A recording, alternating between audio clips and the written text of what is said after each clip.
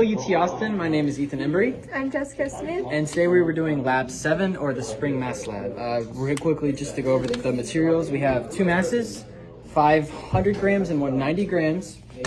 We have two springs, each of different sizes, right here on the ring stand. We have the ring stand. We have a timer on my phone, a ruler, and pencil and paper to log the times. The way we are going to be conducting this experiment is we're going to be taking our masses and we're going to be hanging them from the springs and letting them oscillate as such. And while this is happening, Jessica is going to be timing them, and we're going to count the amount of oscillations during the given amount of time.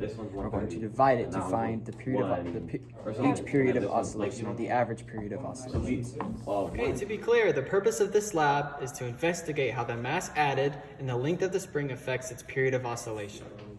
Okay, we will be measuring the length of the first spring, and it is 4 centimeters. And the second spring is 2.5 centimeters. Okay, we're going to be starting with trial 1, which is 200 grams on spring 1. I'm going to let it go while Jessica starts a timer on the second oscillation to prevent any human error. Okay, go. Of course, with our trial specifically in our experiment, we only Okay, set 4 I trials. counted 10 oscillations and we got 5.33 However many seconds. that you like, but when you conduct these trials, This is trial 2 of our experiment, and we will be conducting this because we are going to need it to find our average. Okay.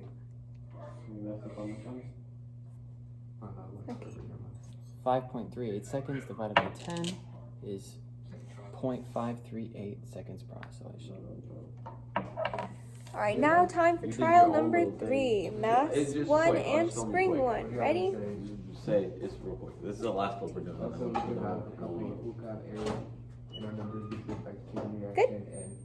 5.34 seconds divided by 10 oscillations That's it. is 0.538. Now for trial 2, which we're using 500 grams on spring 1. We're gonna do the exact same thing.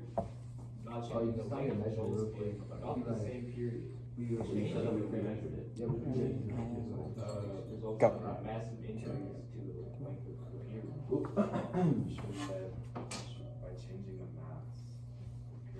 Stop. So it's for our first Exactly 8.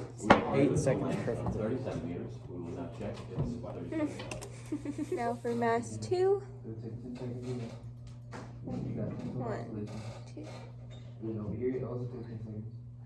6,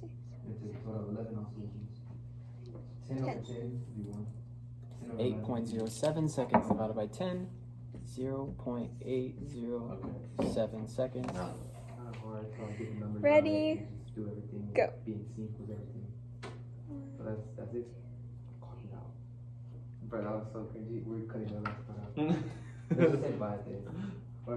Good. did. 8.71 seconds divided by 10 oscillations, 0.871 seconds per off. For trial 3, we're going to be changing out our springs.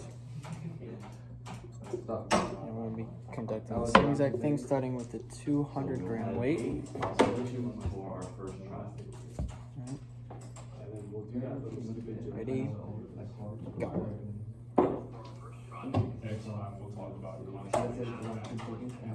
Stop. 5.97 seconds. Divided by 10 oscillations, it's 0.057 seconds. 0.5. 1 second.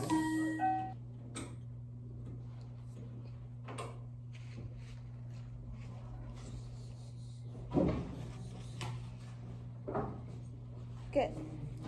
8.56 seconds divided by 10 oscillations is 0.856 seconds per oscillation. Now I have changed the spring, and we will be doing trial 2 of the second spring with different masses. Conclusion from our experiment, we have found out that when keeping the length the same by changing the mass, the average period will stay roughly around Alright. the same number. 5.3 seconds divided by 10 is 0.53 seconds per oscillation. Now we will be doing mass number 2. As the number of oscillations increases, creating a time over oscillation Alright, well, we can't do that. average period. Good. Thank you. What? I did do Right, that. trial 4, the same exact thing except with the 500 gram weight. Wait, but you can't add it to the video. Timer ready?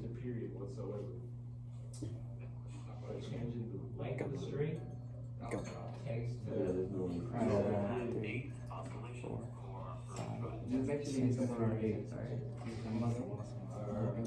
Stop. Based on our observations, 9.36 seconds. Divide by 10 oscillations. 0.936 seconds.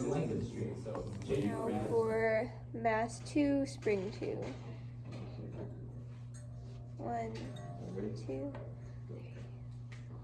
As you can tell, right here, we had the same length, stayed at the average period around the same. Also, 10. oscillations were the same too. 8.82 seconds divided by 10 oscillations is 0.882 seconds per oscillation. First off, You're ready. that sounds so big. I'm gonna leave this here. good. 5.88 seconds divided by 10 oscillations is 0.588 seconds per oscillation. This is our lab table with all of our average times. We have 3 trials for every spring and for every mass. As you can see, there's a consistency between mass 1 and mass 2. These are all in the 0.5 range, and these are on the 0.8 range. From this, we can conclude that the mass indeed does affect the period of oscillation from a mass hanging from a spring. Our sources of error were human reaction time, the spring swinging horizontally instead of vertically, different K values of the springs, and air resistance that will affect the oscillation and its period of oscillation. For this experiment, we took all 3 trials and found the average of mass 1, spring 1, mass 2, spring 1, mass 1, spring 2, mass 2, spring 2. We then took those averages and found the standard deviation of each, and with the standard deviation, we used those numbers to calculate the standard uncertainty. And then with both average and standard uncertainty, we calculated the confidence interval. These numbers show how certain we are with our results and how accurate we were. Yep. Thank you, UT Austin, for watching. I mean, you can, but who's gonna be looking at that?